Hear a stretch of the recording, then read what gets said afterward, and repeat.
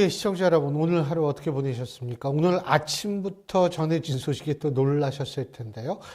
트럼프 미국 대통령이 우리나라 자동차 관세, 원래 15%였죠. 이걸 갑자기 20%, 25%로 올리겠다라고 오늘 SNS에 얘기를 했습니다. 그런데 이런 거 보면 저는 이런 생각이 들어요. 이 국가와 국가 간에 있어서의 약속을 한 것을 SNS를 통해서 이렇게 한꺼번에 뒤집어도 되는지 이런 생각을 사실 안 할 수가 없게 되는 오늘 아침이었습니다. 그리고 내일은 무슨 일이 있는지 아시죠? 내일 오후 2시 10분부터 김건희 씨에 대한 1심 선고가 1심 재판의 선고가 내려집니다. 그리고 오늘이었죠. 법원에서는 생중계를 허용하기로 했다고 하는데요. 아마 내일은 이 부분이 또 상당한 뉴스가 되지 않을까 이런 생각을 하게 됩니다. 요새는 정말 매일매일이 새롭다라고 얘기할 정도인데요. 자, 이런 부분에 대해서 오늘 저희가 모신 분 정말 한번 이분의 얘기는 꼭 좀 들어봐야겠다라는 생각을 하게 됩니다. 윤석열 전 대통령과도 상당히 가까우셨던 분이고, 또 이재명 대통령과도 예전부터 잘 알고 계시는 분. 정말 이런 분 드뭅니다. 이런 분 오늘 스튜디오에 모셨습니다. 신평 교수님, 신평 변호사님 스튜디오에 모셨습니다. 안녕하십니까? 안녕하세요. 예. 근데 촬영 장비가 대단히 훌륭한 것 같습니다. 그거 뭐 저는 상관이 없는 거고요. 아유, 정말 이렇게 나와주셔서 고맙습니다. 근데 제가 좀 아까 그 얘기를 했는데, 그 이재명 대통령하고도 예전부터 예. 좀 아시잖아요. 예, 그죠? 안 정도가 아니고 아주 각별한 사이였죠. 성남시장 할 때였나요? 그때부터 인연을 맺었습니다. 그리고 또 윤석열 전 대통령하고도 잘 아시고요. 좀 그런 셈이죠. 그 예전에 면회도 가시고 그러셨는데 요새 면회 가십니까? 면회는 뭐 좀 못 가고 매일 아침마다 제가 그 두 네 분을 위해서 뭐 기도는 합니다. 요새는 안 가시는군요. 예전에 좀 가셨었잖아요. 뭐 한 번 갔죠. 우리 시청자 여러분들께 참고로 말씀드리는데, 신편 변호사님은 경북대 법학전문대학원의 교수로 재직하시다가 정년을 하셨고요. 물론 그 전에 판사셨다가 법학전문대학원 교수를 하시다가 정년을 하시고 지금 이제 변호사가 되신 건데, 지난번에 한덕수 전 총리에 대한 1심 선고 23년이 나왔는데 법조인으로서 어떻게 판단하십니까? 글쎄요, 뭐 저도 판사를 10년을 했습니다만은 그 판사가 자기 감정에 겨워서 눈물을 흘리면서 계엄을 시민이 저항해서 막았다고, 그런 좀 과장된 감정 표출, 뭐 이런 것은 판사로서 좀 어울리지 않는 그런 면에서 좀 이 판결이 과연 타당할 것인가에 관해서 우리가 좀 의문을 가지지 않을 수가 없지요. 이 선고량은 좀 어떻게 표현해요? 23년이요. 그게 20년, 3년형 그겁니까? 더구나 검찰의 구형을 확 뛰어넘어서 선고하는, 또 검찰이 아주 특검으로 해서 이렇게 온 과거 윤 정부의 모든 실책을 이잡듯이 뒤져서 가급적이면 엄벌에 처하려고 하는 그런 특검에 의해서 구형된 것보다도 훨씬 더 뛰어넘어서 판사가 선고한다는 것은 아마 우리 사법 역사상 이런 일이 몇 번 있었겠습니까? 근데 이제 그때 당시 판결에서 사실 주목해야 될 것은 12.3 비상계엄이 내란이라는 것으로 규정을 한 거 아니겠습니까? 그 부분은 어떻게 보십니까? 글쎄요, 그거는 이 판사의 개인적인 견해죠. 지금 그래도 그게 이제 사법부의 규정이라고 바라볼 수도 있는 거잖아요. 아닙니다. 한 재판부의 견해죠. 지금 대부분의 법학자들은 이 12.3 비상계엄이 내란이 안 된다고 대체로 일치하고 있습니다. 왜냐 그러면은 형법 제87조에 대한민국 영토의 일부 또는 전부에서 국가 권력을 배제하거나 국헌을 문란할 목적으로 폭동을 일으킨 자여야 됩니다. 이 폭동에는 우리가 그 형법의 해석에 있어서 고전적으로 두 가지 요건을 요구합니다. 첫째는 지역적으로 광범위해야 한다. 두 번째로 그 폭행의 그 유의 영역 행사의 점에서 대단히 과도해야 한다. 이 두 가지 점을 요구를 하는데 물론 이 판사는 그 두 가지 점이 충족됐다고 보겠습니다. 봐서 그런 판결을 내렸겠습니다만은 대부분의 이 법학자들은 그 두 개의 요건에서 안 된다. 그래서 이 어떤 피고인에게 유죄 판결을 내리기 위해서 가장 먼저 요구되는 것은 그 범행의 그 피고 행위가 구성요건 해당성을 충족해야 됩니다. 그런 점에서 이 폭동에 해당이 안 된다고 그러면 구성요건 해당성이 없는 것입니다. 그러니까 그 대부분의 이 법학자들은 이 12.3 배상계엄은 내란죄가 안 된다고 보는 것인데 이진관 판사는 또 개인적으로 그런 견해를 표명했다니까 그 견해는 존중합니다. 근데 그렇다면은 12월 19일인가요? 2월 19일이죠. 윤석열 전 대통령의 내란 우두머리 1심 선고가 있을 예정인데 그건 어떻게 예상하세요? 그렇다면? 글쎄요. 제가 이걸 왜 여쭤보냐면 이게 지금 다 좀 관련이 있는 그렇죠. 재판들이잖아요. 예. 그렇다면 이것이 뭐 그대로 영향을 미친다라는 건 저도 생각을 안 하지만 일종의 먼저 나온 게 선례로서의 역할을 하지 않을까라는 생각을 해서 여쭤보는 거예요. 그건 뭐 선례가 될 수는 없고요. 당시에 어떤 여론의 동향이라든가 또는 이 사법부를 둘러싸고 있는 그 분위기 그런데 조금 영향을 받을 수가 있겠죠. 조금이 아니고 또 많은 영향을 판사들은 받습니다. 이런 상황에서 지기현 판사가 과연 이 일반 법학자의 견해를 존중해서 과거부터 내려오던 내란죄의 그 구성요건 해석을 그대로 따라서 내란죄가 안 된다고 판단할 것이냐, 아니면 그 분위기에 자기도 같이 동조해서 이진관 판사처럼 그런 재판을 할 것이냐, 두 가지 가능성이 각각 상당히 있으니까 어느 한쪽으로 예단하기는 어려울 겁니다. 예단하기는 어렵다. 물론 사실 누구든 재판을 예단하기도 쉽지가 않겠죠. 내일 한 2시 10분부터 시작되는 그 김건희 씨에 대한 선고는 어떻게 보십니까? 이거는 사실은 내란하고는 상관이 없죠. 예. 그 구체적인 사실관계에 대해서 제가 확실히 알지를 못하니까 어떤 판단을 제가 제시를 하기는 어렵습니다만, 여하튼 그에 관한 혐의가 있으니까 특검에서 기소를 안 했겠습니까? 과연 과연 형량이 어느 정도로 나올 것이냐, 그 점에서 우리가 지켜봐야 될 것 같습니다. 그러니까 지금 심평 교수님의 생각으로는 이게 내란이 아닌데 이게 내란으로 규정을 한 측면이 있다. 그러니까 그 내란이 아니라는 게 심평 교수님의 말에 의하면 법학계에 적지 않은 의견이다. 이렇게 생각을 하는 거죠. 적지 않은 의견이 아니고 대부분의 법학자들은 그렇게 생각하는 것으로 우리가 알고 있습니다. 저는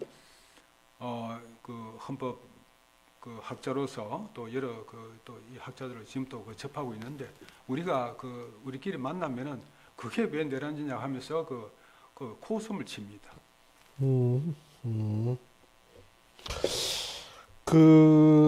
지금 국민의힘 이렇게 바라보시면 어떤 생각 드세요? 지금 일단 국민의힘의 가장 큰 문제점은 한동훈 전 대표의 제명을 둘러싼 이 균열 구조가 상당하거든요. 어떻게 보십니까? 그렇죠. 여하튼 그런 걸 잘 극복을 해서 보수가 괴멸의 위기에서 벗어나야 되지 않겠습니까? 근데 지금 이제 한국갤럽의 여론조사를 보더라도 한동훈 전 대표의 제명이 적절하다, 적절하지 않다가 굉장히 팽팽해요. 제명해야 된다고 보십니까? 글쎄요. 제가 국민의힘 당원도 아니고 그런 국민의힘 당 내부의 사정에 관해서 제가 왈가왈부하는 것이 적절치 않은 것 같습니다만은. 한 가지 말씀드리자면은 제가 상당히 좀 오래전에 한동훈 씨의 장래에 관해서 제가 그런 말을 했죠.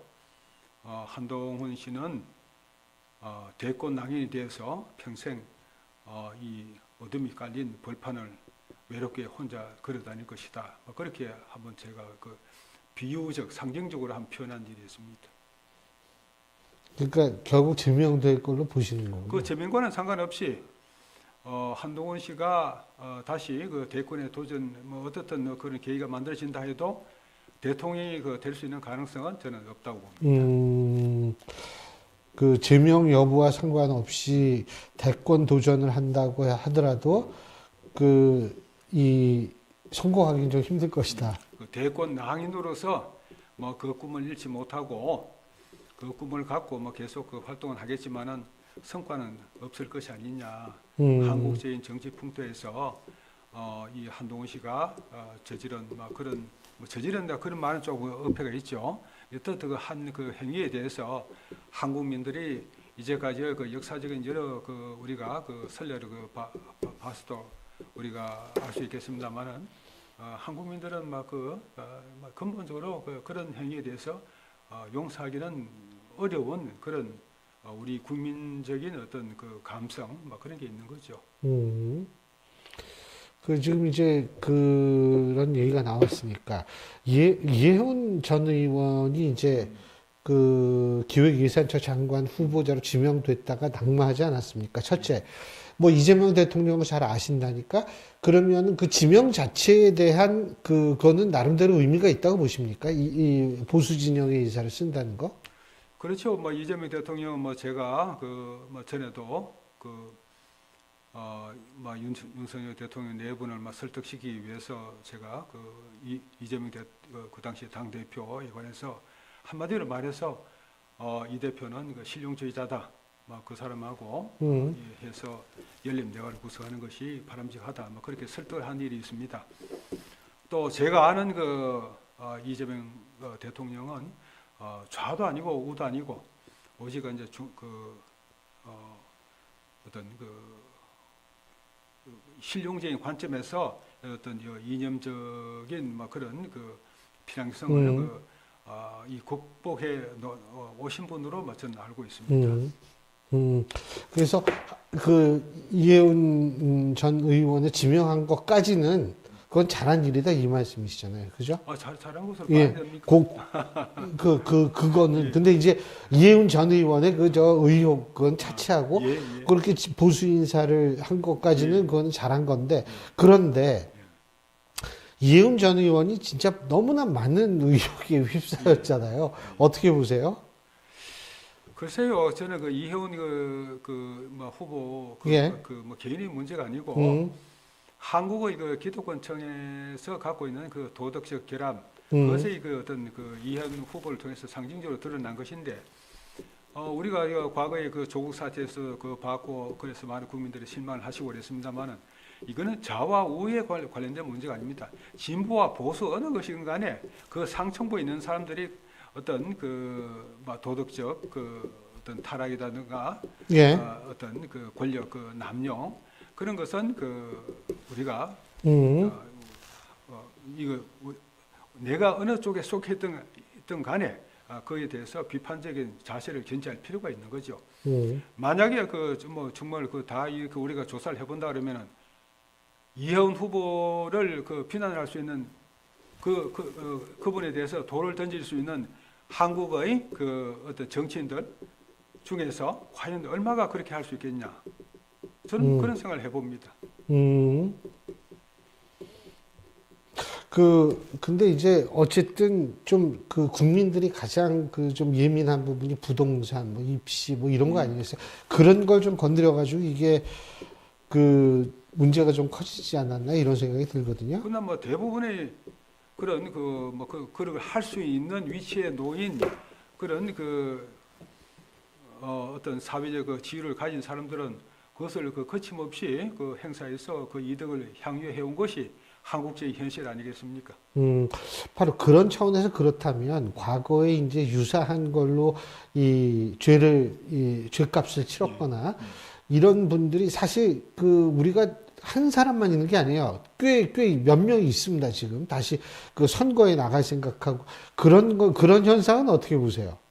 그래서 그 제가 그 판사 출신으로서. 지난번에 조국 그 법무장관 후보를 둘러싸고 예. 제가 조국 그 법무장관 후보는 사퇴해야 된다고 해서 제가 조국 사퇴의 문을 연 사람입니다. 예. 그러나 그럼에도 불구하고 조국 교수의 이 가족은 건드리지 마라. 그렇게 제가 주장을 했죠. 또 그 후에 조국 교수가 정치인으로서 훌륭하게 될 수 있는 가능성이 많은 사람이다. 그 사람은 다시 정치로 컴백해서 중요한 역할을 할 것이다. 또 그렇게 제가 예측을 했죠. 뭐 그런 일련의 과정에서 뭐 제가 보는 건 그렇습니다. 물론 조국 대표가 잘한 면이 있고 또 못한 면이 있겠습니다만은 지금 한국의 어떤 지도적 위치에 있는 또는 어떤 상층부의 사회적 지위를 누리는 사람들 중에서 과연 조국 교수나 또 이혜원 후보자에 대해서 이 적나라하게 당신들은 다 1에서 10까지 다 잘못된 것이야 이렇게 단죄할 수 있는 사람이 과연 얼마나 되겠습니까? 그러니까 이런 것들이 소위 말하는 정치인들 사이에서 보편화된 현상이다. 보편화됐다기보다는 어떤 신 교수님도 잘 아시겠죠? 정치인을 있으면서 그렇게 깨끗하게 하는 분이 물론 있습니다. 제가 뭐 정치도 안 했는데요. 있습니다만은 좀 그렇지 않은 분들도 있는 것이 우리 현실 아니겠습니까? 장동혁 대표가 단식을 했을 때 박근혜 전 대통령이 방문을 했습니다. 그건 어떤 의미 부여가 가능하다고 보십니까? 단순하게 그냥 단식 말리러 갔을까요? 어떻게 보세요? 김종인 전 위원장 같은 경우에는 상당히 부정적으로 얘기를 하시더라고요. 예.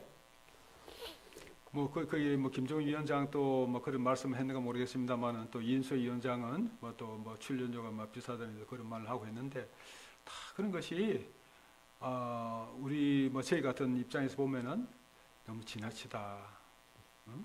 김종인 위원장도 한때 박근혜 전 대통령하고 인연이 있었던 분이고 당연하죠. 이준석 위원장은 어떻습니까? 박근혜 전 대통령이 발굴한 사람 아닙니까?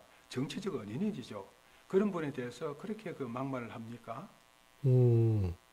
아니 근데 보수의 적통이 인정받았다. 장동혁 대표가 박 전 대통령이 방문을 함으로써 동의하십니까? 글쎄, 저는 그렇게는 보지 않습니다. 장 대표가 이번에 상당한 리더십의 위기를 겪었죠. 예. 그래서 한 12월 중으로 해서 자리를 지키지 못하고 강판당할 것이다.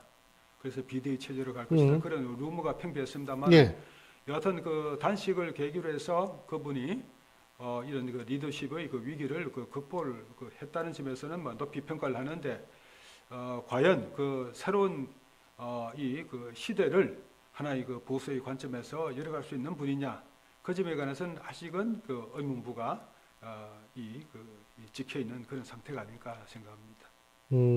아직은 그러니까 장동혁 대표가 아직은 완전한 이 장악을 하지 못했다 이런 말씀이세요? 그렇겠죠. 지금 국민의힘은 여러 가지 소리가 나오고 있지 않습니까? 근데 박근혜 전 대통령은 그러니까 지금 영향력이 과거에 비해서 많이 떨어졌다고 보십니까?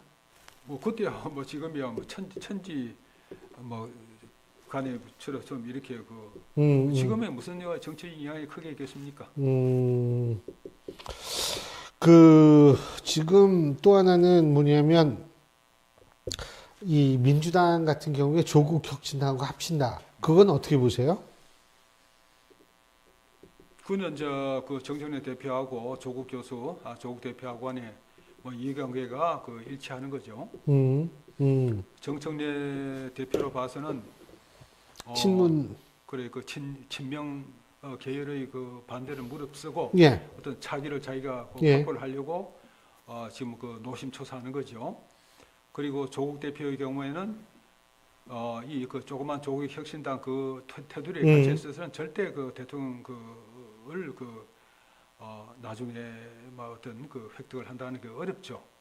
조국 대표도 반드시 넘어가야 할 산이고 정청래 대표도 여하튼 이 합당을 해서 자기가 이 당내 지분을 늘리고 또 강력한 대통령의 이재명 대통령의 영향권을 그 희석시키면서 차기를 그 기약할 수 있지 않겠나 그런 그 정치적 계산을 해서 두 분의 이해관계가 맞아떨어지는 것으로 볼 수 있겠죠. 예.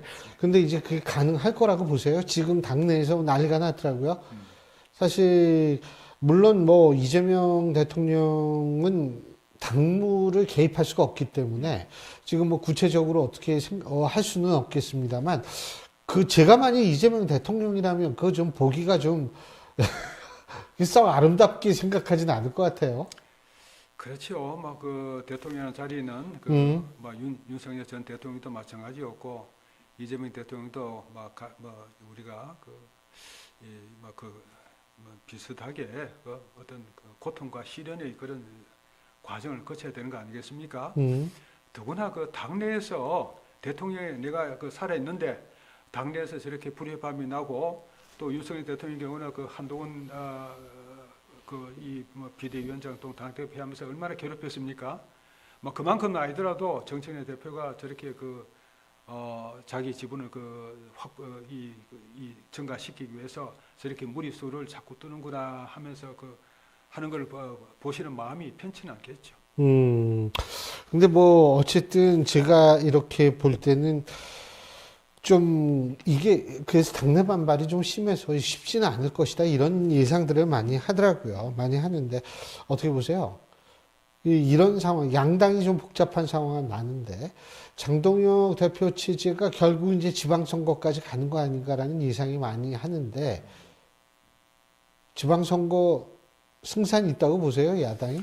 글쎄요, 뭐 지금 이대로 가면은 대구 경북 말고 뭐 저 완패하는 거 아닙니까? 그 완패에 뭐 이건 뭐 어떻게 달리 말할 수가 없이 정치적으로 어떤 보수는 괴멸하는 것이죠. 교수님 특히 지역에 사시잖아요. 예? 거기 분위기 안 좋아? 거기 분위기 좋아요? 아니 대구 경북에서 어떻든 국민의힘 쪽에서 하겠죠. 그러니까 대구시장이나 경북지사에 뭐 많은 사람들이 지금 응보를 하고 있지 않습니까? 그러나 대구 경북 테두리를 벗어나서는 전부 뭐 국민의힘 쪽에서 좀 비시비시거리죠. 좀 편이 지나쳤습니까? 아니요. 그게 얼마 전까지만 하더라도 서울하고 부산 지역은 해볼만 하다는 얘기가 많았거든요. 그렇죠. 몇 달 전만 하더라도. 근데 예. 지금은 분위기가 너무 많이 바뀌어가지고. 그렇죠. 어떻게 될지도 모르겠어요. 지금 진짜. 이대로 가면은 뭐 그런 어떤 참혹한 보수와의 막 괴멸로 이어지겠죠. 뭐 그래서 제가 저는 요번에 어떤 보수 쪽에서 교육감 얘기 있었잖아요. 서울시 교육감. 서울시 교육감을 좀 나와달라고 이 간청을 해서 처음에는 거절을 했습니다만은 그러나 저라도 나가서 이 서울 지역에서라도 서울시장과 교육감을 보수 쪽에서 가져오면은 앞으로 지금은 괴멸 직전입니다만은 앞으로 보수가 살아날 수 있는 조그만 발판을 만들 수 있을 것이다. 그런 생각을 하면서 저도 이 문제를 바라보고 있습니다. 근데 이 교육감 선거도 만만치 않아요. 진짜? 예. 그게 더군다나 정당 소속이 아니기 때문에 예. 상당히 그게 좀 그럴 것 같아요. 근데 지금 다시 나오려고 하시는 분이 조전혁 전 의원도 좀 나오시려고 하는 것 같고 몇 분이 계시는 것 같더라고요. 그래서 제가 추대위원회에 그런 말씀을 드렸죠. 조전 의원도 노시게 하고 또 좀 신뢰가 됩니다만은 교육부 차관을 지내는 서울대 나성일 교수가 신망이 두텁습니다. 나 교수도 나오게 하고 또 이주호 전 교육부 장관도 나오시게 해서 좀 더 이 보수가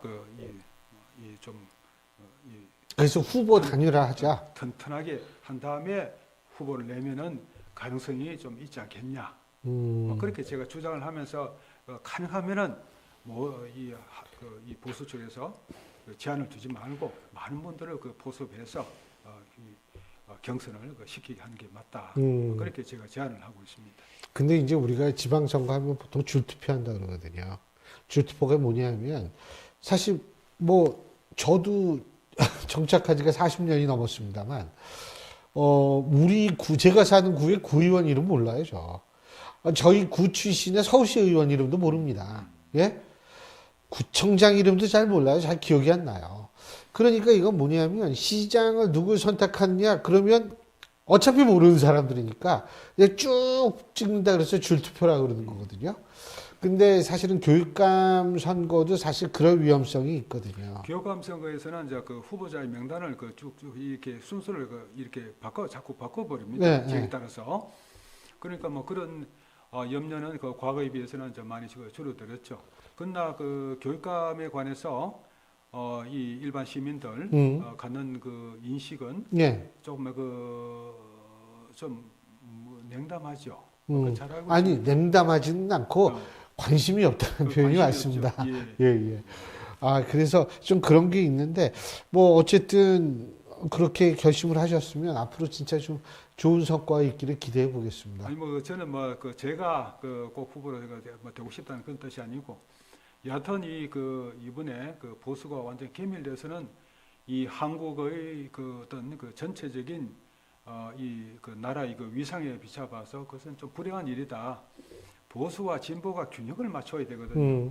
그래서 그 보수가 너무 찌그러들지 말고 보수도 어느 정도 살아서 진보와 양날개로 그 이 대한민국을 훌륭하게 이끌어서 가주기를 바랄 뿐입니다. 알겠습니다. 아유, 어쨌든 오늘 좋은 얘기 많이 해주셔가지고, 좀 저희가 주목해 볼 만한 얘기가 많았던 것 같습니다. 예, 오늘 말씀 잘 들었습니다. 고맙습니다. 예, 수고하셨습니다. 예.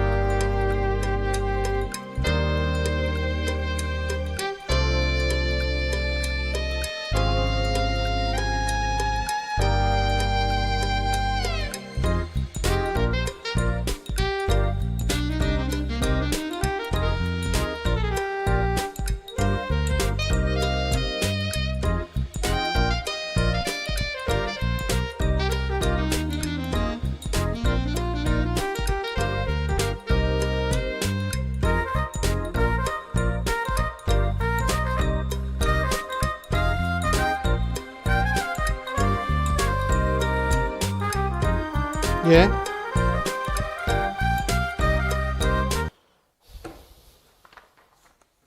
예, 언제나처럼 2부에서는 여야 정치인들 모시고 저희가 이 각 당의 입장 들어보는 시간 갖고 있죠. 오늘도 두 분 나와 계십니다. 한 분씩 소개해 드리죠. 먼저 더불어민주당 법률위 부위원장이시죠. 조기현 변호사 나와 계십니다. 안녕하세요. 네, 안녕하세요. 예, 그리고 국민의힘 중앙위원회 외교통상분과위원회를 맡으셨던 박진호 전 위원장 나와 계십니다. 안녕하세요. 네, 안녕하세요. 예. 아, 오늘 아침에 깜짝 놀랐어요. 아니, 국가와 국가 간에, 그 약속한 거 아니에요? 그래도 나름대로. 근데 이거, 자동차, 이거 앞으로 25% 해. 이렇게 얘기를 하는 거예요. 이게 사람 얼마나 황당해요. 어떻게 보십니까? 자고해라니. 아니, 아닌 밤중에 홍두깨. 아니, 저는 있잖아요. 한 말씀만 더 드리자면 내가 좀 이해가 안 되는 게 한미 FTA를 우리는 체결을 했어요. 그래서 그거를 계속 운용을 했습니다. 근데 트럼프 대통령 말 한마디에 FTA는 어디 갔는지 찾아볼 수가 없고, 예? 그 대신에 15%라도 우리가 어떻게 해보려고 이렇게 이 매달려야 하는 이 처지가 국가와 국가 간에 정말 어그리먼트를 했는데 이건 어디로 갔는지 모르고 그래서 겨우 15%로 맞춰놨어요. 그랬더니 갑자기 25% 하겠대요. 아, 이거는 진짜 화나는 일 아니에요, 이거? 말도 안 되는 일이죠, 이게. 진짜. 예, 말씀하세요. 이게 뭐 전통적인 국제 질서는 완전히 해체됐다고 봐야 될 것 같습니다. 트럼프의 이 돌출, 자국 중심주의는 뭐 기존의 어떤 질서, 국가 간 협약 이런 거 싹 무시하고 본인의 어떤 정치적 상황이라든가 미국의 어떤 이익 뭐 이런 거에 바뀌면 언제라도 손바닥 뒤집듯이 뒤집는 일이 언제라도 계속될 수밖에 없는 이 불확실한 상황이다. 이걸 늘 염두에 두고 국가 정책을 펼 수밖에 없는 상황인 것 같습니다. 예. 25% 다시 관세 인상 안도 그렇죠. 대의적 뭐 명분은 우리 국회가 입법 절차 등 속도를 내지 않는다는 건데 이거 유럽도 거의 똑같거든요.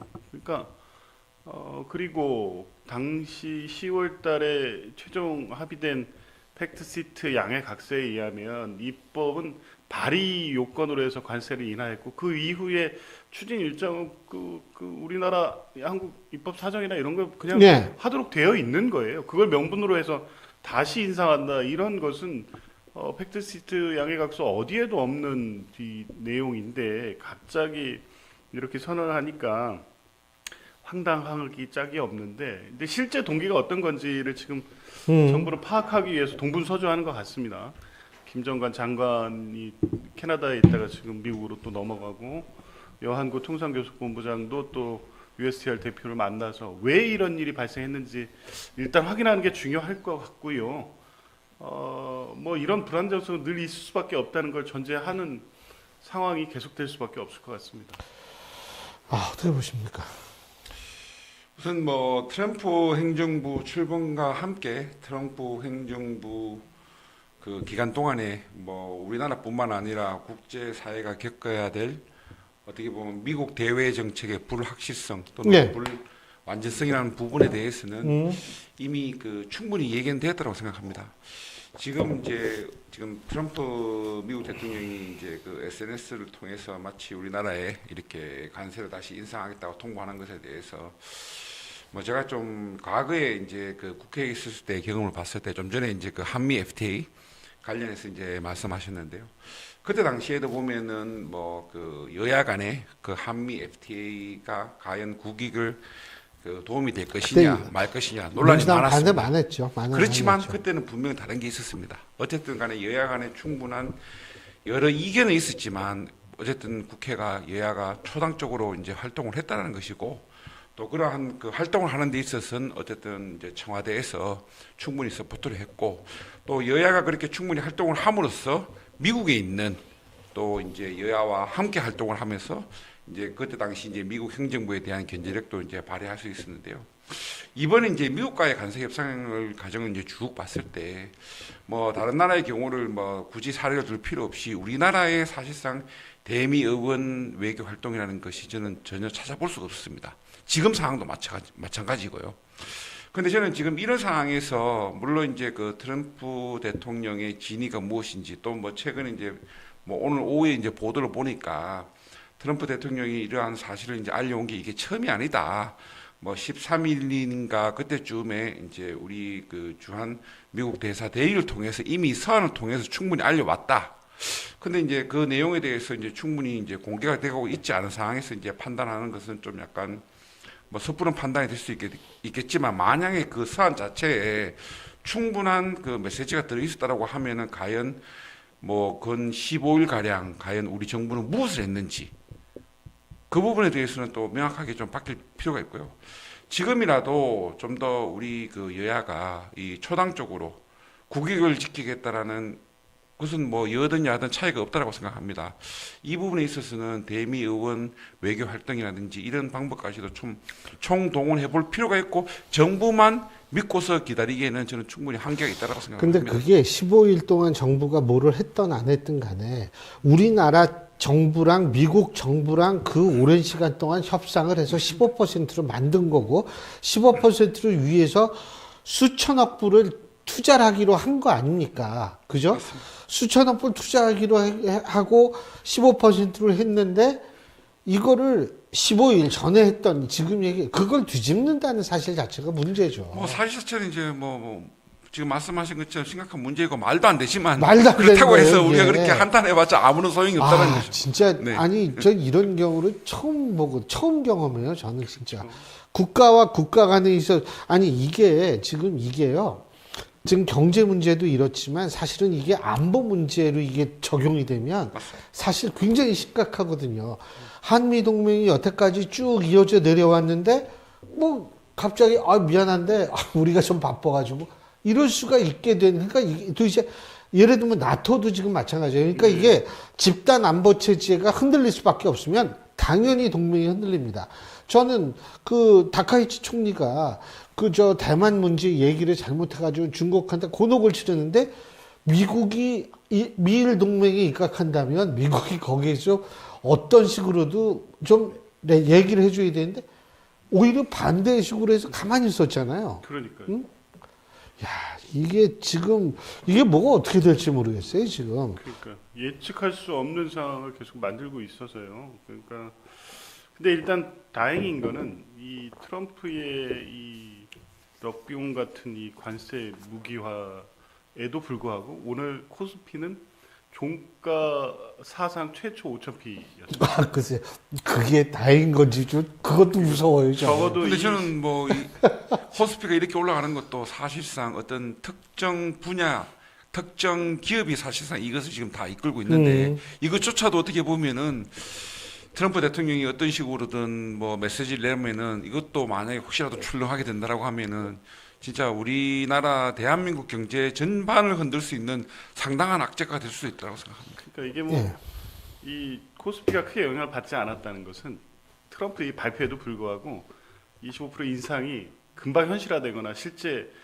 바로 트럼프가 추진하지 않는다는 시장의 믿음이 있는 거죠. 그러니까 아마 정부가 신속하게 미국 측의 의도를 좀 파악하고 뭐 다른 미국의 국내 정치적 요인도 있고 여러 가지가 얽혀 있을 겁니다. 그런데 실제 한국 정부에 요구하는 뭐 입법 관련된 내용 이런 부분들을 잘 설명을 하면 뭐 당장 뭐 관세 25%갈 가능성은 없다는 게 시장의 반응인 것 같아서 다행이긴 합니다. 아니 근데 뭐 예를 들면 김민석 총리가 이제 미국 가서 한 라인을 했다. 근데 이제 그거 가지고 야당은 야 그거 한 라인 했대는데 지금 이게 뭐냐 이런 식인데 저는 그 김민석 총리 그 뭐라고 얘기할 수 없다고 봐요. 왜? 한 라인을 진짜 했을 거예요. 구축을 했을 거예요. 근데 그게 소용이 없어요. 트럼프 대통령 뭐 이런 식으로 나오면 그 한 라인이 무슨 소용이 있어요. 아주 튼튼한 한 라인이 있다 그래도 그 대통령하고의 어떤 적이 없으면 이 트럼프 대통령 그게 무슨 소용이 있겠어요? 응? 그렇지만 이제 한미 간의 이제 이 관세 협상에 대해서 이제 MOU라는 방식으로 해서 이제 그 결국 한미 정상 간 이제 합의가 이루어졌는데요. 오늘 이제 그 민주당 이제 우리 재정경제위원회 이제 간사도 한 이야기가 뭔가 하면은 미국 측에서 이제 요구를 할 때 법안 발의에 대해서만 이야기가 있었지 법안 통과에 대해서는 조건이 없었다. 뭐 그 부분을 좀 되짚어서 이제 살펴보면은 우리가 결국은 MOU를 체결하는 데 있어서도 물론 뭐 트럼프의 잘못이 가장 큰 문제인 것은 뭐 이견의 여지가 없지만은 그런 부분에 있어서도 좀 우리가 잘못 좀 충분히 검증하지 못한 부분도 있지 않았는가라는 근데 부분도 그게 한번 좀 법안을 통과시키잖아요. 네. 사실은 물론 뭐 통과시켜야 된다는 분도 있지만 이게 스스로 족쇄를 채우는 역할도 돼요. 그렇죠.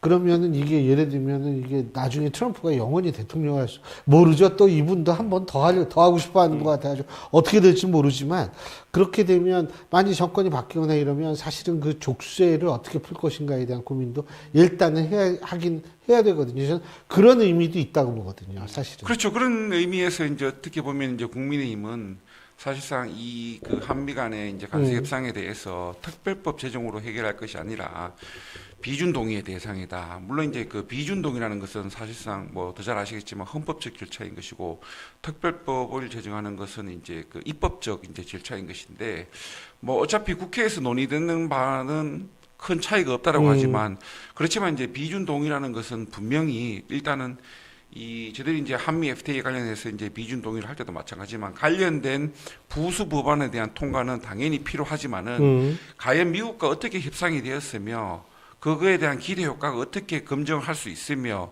또 이로 인해서 얼마만큼 우리가 이 관련된 법안을 유지하는 것이 타당한가 이런 것에 대한 한 번쯤 제대로 된 논의의 장은 필요하다. 그런 측면에서는 그 국회 차원의 비준 동의가 필요하다는 거죠.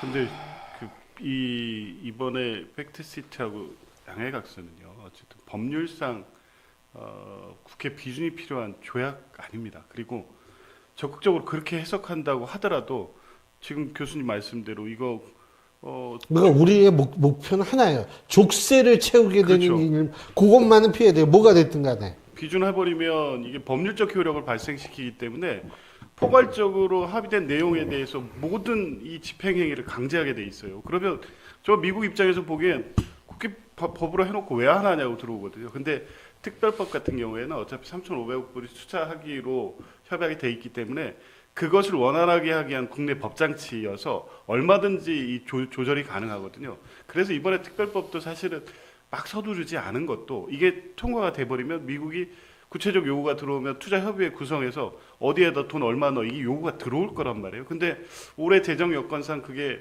갑자기 많이 들어오면 쉽지가 않아요. 아마 그 시기 조절을 하고 있던 차에 지금 이 문제가 발생한 거여서 미국이 주장한다고 이거 뭐 비준해야 된다거나 특별법 왜 빨리 통과시키지 않았냐고 정부 탓, 여당 탓할 일은 아닌 건. 아니 저도 그렇게 생각해요. 아니 25%를 올리면 그럼 우리는 3,500원 못 주잖아요. 예? 아니 약속을 이게 상호적인 거 아니에요? 그렇죠. 예?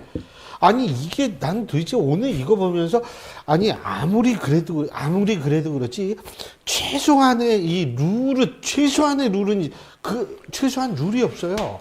예? 야 이거 뭐 진짜 특이하구나. 뭐 최소한의 룰조차도 만드는 사람이 트럼프 대통령이다 아니 보니까. 근데 최소한 룰이라는 건 그래도 예측 가능성을 하게 만들어야 되는데 자기만의 룰이니까 있잖아요. 예측 가능성도 없어요. 이러다가 또 비자 안 나오는 거 아닌지 모르겠지만, 전 뭐 미국 안 가도 되니까. 근데 가장 중요한 거는 이건 좀 아닌 것 같아요. 그리고 사실 미국 국내 상황 보십시오.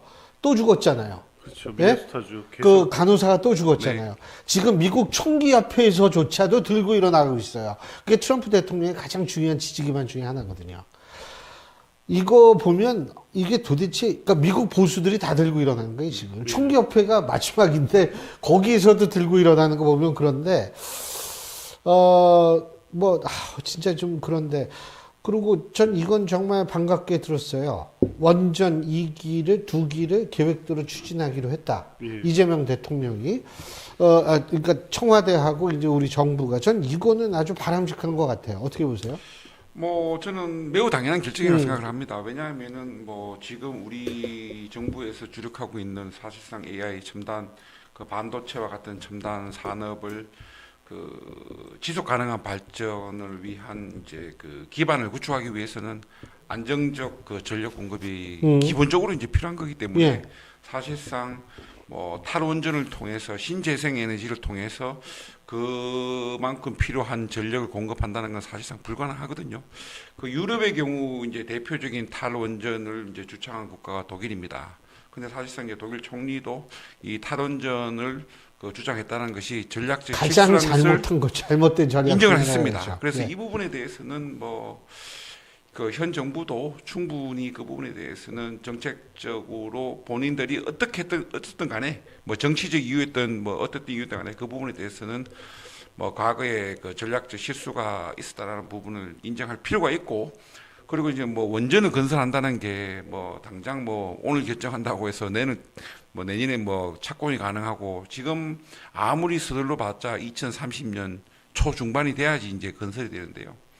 근데 이제 더 중요한 문제 중에 하나가 지금 또 이 정부에서 또 우리 국회에서도 전혀 뭐 의미 있는 논의가 전혀 진행되고 있는 것 진행 안 되고 있는 것 중에 하나가 그 고준위 폐기물 처리 시설 확보하는 겁니다. 지금 우리나라 어디에도 고준위 폐기물을 그 처리할 수 있는 곳이 없습니다. 그냥 원전에 아니라 그냥 보존을 하는데 좀 발전소 안에 그렇죠. 그냥 임시로 그냥 이제 계속 예, 이제 그 보관하고 있는데 그거 역시도 사실상 보관할 수 있는 양이 눈에 보듯 맞아요. 뻔하기 때문에 사실상 그 문제를 해결하지 않고 추가적으로 원전을 짓는다. 저는 큰 의미가 없더라고 생각합니다. 근데 일단 원전을 안 지면 AI고 전기 자동차고 뭐고 이게 다 물 건너가거든요. 그러니까 이제 지금 그런 건데요. 예, 그게 뭐 이재명 대통령 분명히 얘기했죠. 원전 문제 이념에 닫혀서는 안 된다. 사실 뭐 문재인 정부 때도 이념 문제로 이 원전 제로되고 뭐 그 정책을 썼다고 보지는 않아요. 왜냐하면 후쿠시마 원전 사고 이후에 안전성 문제가 크게 대두되고 있었기 때문에 그 시점 기준으로 신재생 에너지로 대체되면 탄소 중립 정책 목표하고 다 맞춰질 수 있다고 판단했기 때문에 추가 원전을 이제 안 하기로 했던 건데 그 이후에 지금 몇 년간 상황이 변한 거죠. 실제 에너지 수급 상황도 바뀌었고 특히 AI 대규모 투자, 뭐 용인 클러스터 해가지고 거기에서 전력의 수급 문제가 실제 향후 대한민국 먹거리의 가장 중요한 문제가 된 거예요. 그런데 이제 뭐 그 기후 에너지부도 검토해봐도 태양열이나 뭐 수소 에너지 등으로 그 수요를 대체할 수 없다는 결론이 당연히 나오면 굳이 반원전, 탈원전 이걸 내세울 이유가 없는 거죠. 지금 당장 필요하면 원전을 지을 수 있다는 거고 이재명 대통령이 강조하는 실용의 입장에서 보면 당연한 물론 결론이라고 봅니다. 안 그래도 뭐 이미 11차 전력수급 기본계획에 반영이 돼 있던 문제고 38년까지 이제 건설되게 돼 있는 거 예정대로 하면 지금의 전력수급 문제를 어느 정도 해결할 수 있다는 결론에 근데 이른 거니까. AI 때문에 더 필요하다. 그렇죠. 예, 지금 아마 이 원전 안 짓고는 대책이 없다는 결론이 나온 것 같아요. 그 제가 알기로는 재생에너지라고 얘기를 하는 풍력발전소 있죠. 그게 영국인가 어디 그 바다에다 이제 했는데 축구장 4만 개 규모인가 어마무시하게 했어요. 근데 그렇게 많이 풍력 단지를 조성을 했는데 거기서 나오는 전력량이 중형급의 원자력 발전소 한 기가 돌아가서 하는 것밖에 안 나온다는 거예요. 그러니까 이게 잘못하면 전 바다를 전부 프로펠러 배가 못 다닐 정도로 돌게 해야 되는 거 아닌가 이런 걱정할 수 있을 정도거든요. 그러니까 이게 재생에너지 참 좋죠. 원자력 발전소보다 뭐 재생에너지로 할 수 있으면 더 좋겠죠. 근데 그게 가능하지 않다는 것이 이제 일반적인 생각이라서 이 일반적인 의견이라서 그런 건데 이게 근데 그 사실은 이 부지 확보가 그렇게 힘들 거라는 거예요. 더 질 때. 일단 뭐 지금 원전만 예, 원전이요. 그렇죠. 일단 뭐 과연 그 어느 지역으로 가든 간에 소위 말하는 이제 뭐 그 해무 논란일 수 있지만 그 님비 같은 일단 주민들의 찬성 없이는 이제 건설 자체가 이제 불가능하기 때문에 뭐 부지 확보가 그렇게 간단치는 않을 것입니다. 아이고, 제가 이 옛날에 한 20년 좀 넘었을 거예요. 그 생방송 심야 토론 MC를 할 때인데 부안에 가서 했어요. 그때 왜 그러냐면 경제 방사성 폐기물 그거 고준위가 아니에요. 그게 저준위 방사성 폐기물 이 문제로 그걸 했는데 그때 제가 기억나는 게 부안을 딱 갔는데 막 그 왜 뭐죠? 그 이 해골 같은 거 있다가 그 노란 깃발에 막 보니까 겁나는 거예요, 이게. 예? 이거 방송한, 왜냐면 그때 거기 군수님이 다치셨어요. 지역사회가 완전히 안 예, 그래가지고, 야, 이것도 방송하다, 이거. 저는 그때 기억이 너무 생생한데, 이게 위치 선정이 그만큼 어려울 거라는 생각은 듭니다. 하지만 일단 필요는 하니까요. 뭐, 저는 그러니까 이게 참 정부도 고민 끝에서 나온 얘기인데, 뭐 이게 하여간 필요하다라는 인정을 했다는 사실 자체는 제가 볼 땐 굉장히 그건 실용적인 관점에서 잘한 결정이라는 생각은 듭니다. 자, 그리고 또 한 가지는 뭐냐면, 이제 단식은 끝나고 다시 이제 천막 농성을 하는 거예요. 국민의힘이요. 예, 쌍특검. 이거 정청래 대표 정청래 대표도 특검은 하자 그러는데 이게 합의가 그렇게 힘든 거예요? 예? 그러니까 합의가 안 될 이유가 없는데요. 예? 국민의힘이 이상한 고집을 부리고 있다고 봅니다. 그러니까 통일교 특검은 합의됐죠. 물론 이제 특검 추천 누가 했지 이런 문제는 조율을 해야 되지만 통일교 특검 하자. 뭐 민주당도 받아들였습니다. 더해서 통일교와 본질적으로 사안이 똑같은 신천지도 해야죠. 최근에 신천지 관련된 내용들. 그러니까 국민의힘은 그 따로 나중에 하자는 거 그러니까 아니야. 그게 따로 하자는 거 그러니까 이게 밥을 국밥에 말아 먹느냐, 예. 아니면 밥 따로 국 따로 먹느냐 이 차이거든요. 아니 국민의힘이 그 특검 얘기만 하면 특히 이 내란이라든가 그 국정농단인 김건희 특검 등 3특검과 관련해서 이 유사 이래 가장 어떤 뭐 이 반헌법적 그 범죄에 대한 이 특검에 대해서도 비용 뭐 이 얘기 숱하게 하셨잖아요. 하나로 합해서 하면 굉장히 효율적으로 짧은 시간 내에 결론 낼 수 있는 사건을 왜 굳이 분리를 하죠? 그 부분에 대해서 납득한 설명을 하지 않아요. 그러니까 그 이유는 뭐 짐작컨대 통일교 특검을 따로 떼서 이 수사 대상을 민주당과 관련된 부분으로만 몰고 가려는 의도인 것 같은데 통일교 특검하면 국민의힘 쪽 관련자들이 더 문제가 많이 나올 거예요. 그러니까 이제 그거를 따로 떼서 민주당 쪽으로 수사를 초점을 맞춰놓고 하려고 하는데 이걸 민주당이 받아서 신천지까지 다 묶자고 하니까 결국에 두 개를 다 묶어서 하면 결국에 수사 결과 어디가 문제가 많이 나오겠어요. 다 국민의힘과 관련된 내용들이 많고 민주당과 관련해서는 전재수 의원 관련돼서 나왔는데 그거 2019년 20년 전 얘기예요. 그리고 수사를 계속하고 있고 지금 그 검찰이 합수단 만들어가지고 수사 대대적으로 하고 있잖아요.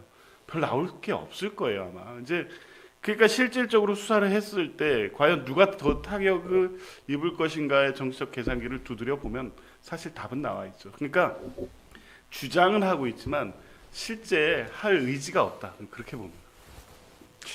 우선 뭐 좀 전에 이제 그 통일교 특검, 그다음에 뭐 신천지 특검, 이제 본질은 이제 동일하다고 이제 말씀하셨는데요. 정치와 종교의 유착, 뭐 소위 그거죠. 정교 유착이라는 본질을 봤을 때는 동일하다고 볼 수 있지만 지금 통일교 특검의 문제가 불거진 거는 이제 1차 특검에서 그 부분에 대해서 충분히 인지했음에도 불구하고 제대로 수사를 하지 않았다라는 것이 저는 통일교 특검이라는 문제가 제기된 본질이라고 생각합니다. 그런 차원의 본질을 보다고 하면은 통일교 특검과 신천지 특검은 본질이 틀립니다. 내용에 있어서는 비슷할지 모르겠지만 이 사건이 촉발된 본질은 분명한 차이가 있다는 거죠. 그런 측면에서 봤을 때 통일교 특검의 필요성이 제기되니 민주당은 그래?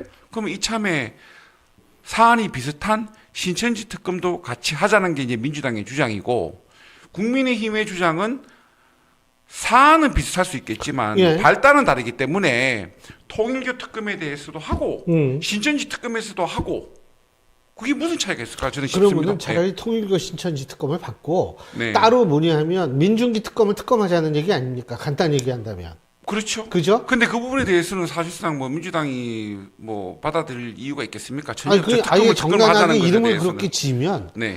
훨씬 더 국민들이 이해하기가 쉬우면 여론이 어떻게 변할지 모르는 거 아니에요? 만약에 이제 지금 말씀하신 것처럼 제가 다시 말씀드린 것처럼 통일교 특검이 촉발된 계기가 민중기 특검이 제대로 특검을 하지 않았다는 부분. 그래서 민중기 특검에 대한 특검을 하고 통일교와 신천지를 하나의 별도의 특검을 한다.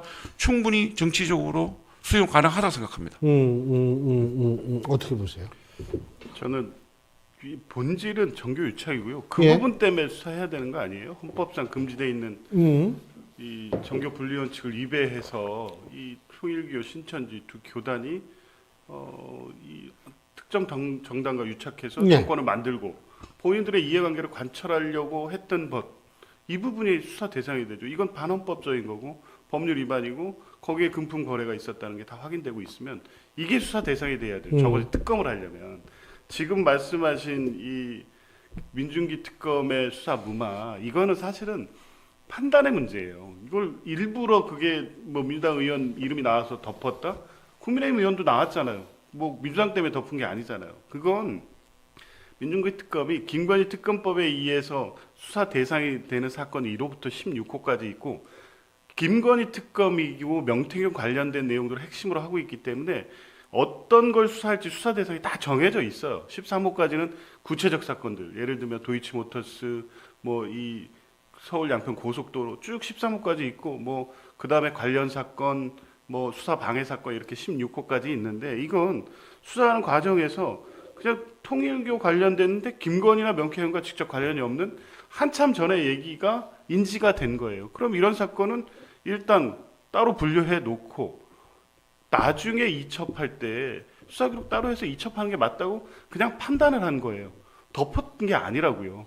덮을 거면 민주당만 이렇게 해서 덮지. 따로 국민의힘 의원 관련된 얘기도 다 나와 있잖아요. 그럼 뭐 그거는 왜 덮은 거예요? 그렇게 따지면.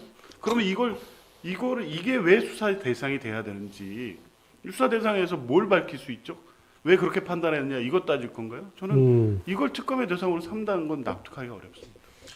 뭐 그런 주장을 충분히 하실 수 있지만 그러면 이제 그때 당시 시점을 한번 보자면은 일단 저희들이 이제 통일교 특검을 주장했을 때 그때 당시 이제 최초에 이제 주장했을 때 민주당에서는 전혀 받아들일 수 없다라는 입장이었어요.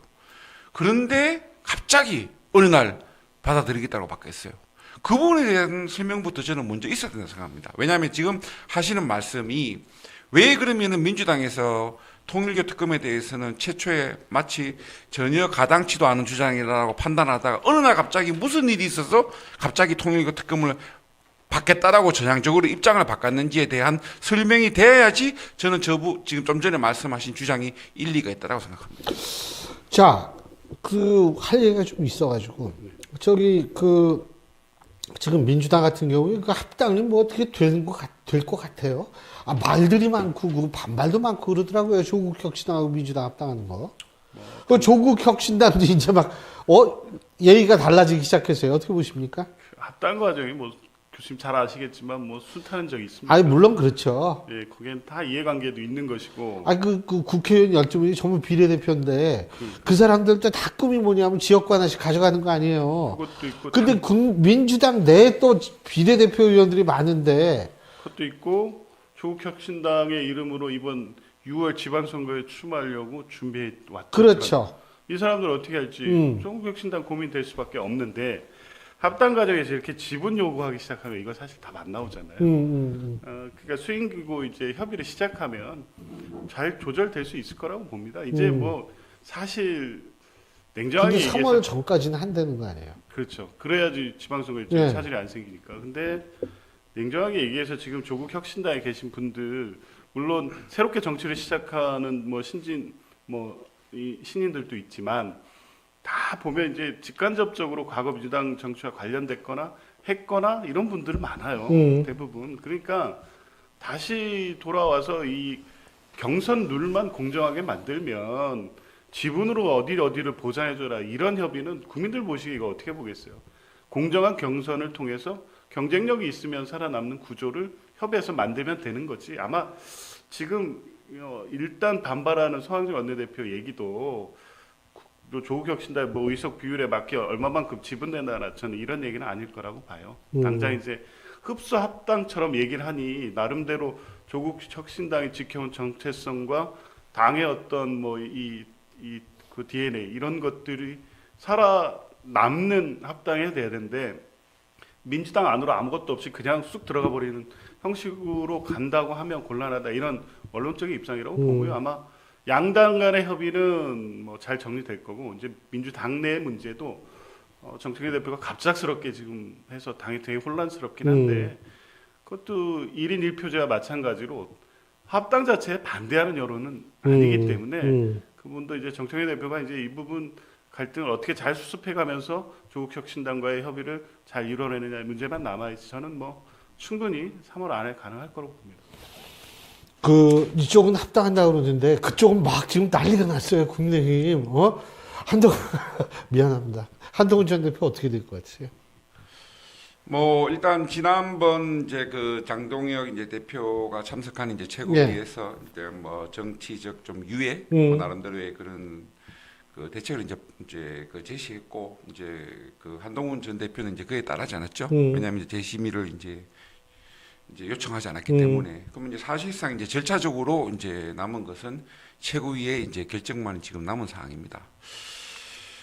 뭐 정말 참 저도 답답한 마음이 그지없는데 이 정말 장고 끝에 악수 둔다라는 말처럼 이 최고위에서 지금 현재 최고위원들의 이제 구성을 봤을 때 사실상 제명 의결을 피하기는 어려울 것 같습니다. 김종혁 전 최고위원도 마찬가지죠. 근데 그 김종혁 전 최고위원 같은 경우는 이제 제명이 아니고 이제 탈당 건의를 받았기 건인데 때문에 10일 지나면 거기다 아마 제명 저거 들어갈 거냐? 아니 그 10일 자동이에요? 지나면 자동입니다. 자동. 그거는 최고위로 가지 않습니다. 그렇군요. 난 네네네. 최고위에서 그것도 확정해야 되는 줄 알았어요. 아닙니다. 탈당 공고하고 제명권은 좀 차이가 있습니다. 우리 윤리위 당규에. 그건 자동이군요. 네, 그래서 만약에 지금 좀 전에 이제 뭐 말씀드린 것처럼 뭐 저는 그렇게 생각을 하진 않지만 그 윤리위원회에서 어떤 그 한동훈 전 대표에 대한 정치적 뭐 목적을 가졌다고 하면은 제명보다는 탈당 권유가 가장 현실적인 방안이었고, 왜냐하면 그렇게 된다고 하면 오로지 그것은 윤리위가 감당해야 될 몫이었기 때문에. 근데 제명을 함으로써 최종 그 결정권은 공은 최고위로 넘기게 된 거죠. 아하. 그 차이가 분명히 있는 겁니다. 근데 한동훈 전 대표가 일단 뭐 재심의를 요청하지 않는 여러 가지 이유도 있겠지만, 제가 한 가지 우려되는 부분 중에 하나는 뭐 어쨌든 한동훈 전 대표도 어쨌든 뭐 뛰어난 법률가이기 때문에 만약에 이제 가처분 소송으로 들어갔을 때 본인이 충분히 그 가처분 이제 그 신청이 인용될 가능성을 보고 재심의하지 않았다라고 만약에 스스로 판단하고 있고, 만약에 그게 법원에서 받아들여진다고 하면은 엄청난 후폭풍이 불어닥칠 것으로 자, 생각합니다. 보세요. 재밌는 게 장동혁이죠. 예? 근데 김종혁이죠. 네. 예? 그 장동혁인데 한동훈이에요. 그러니까 같은 자는 다 겹치더라고, 지금. 자, 오늘 두 분 말씀 여기까지 듣겠습니다. 고맙습니다. 네, 예. 고맙습니다. 예, 여러분, 오늘 날씨가 다시 좀 추워지는 것 같은데요. 출근길 따뜻한, 그래도 마음 맞는 따뜻한 퇴근길 보내시기 바라겠고요. 전 내일 저녁 5시에 여러분 다시 찾아뵙죠. 고맙습니다.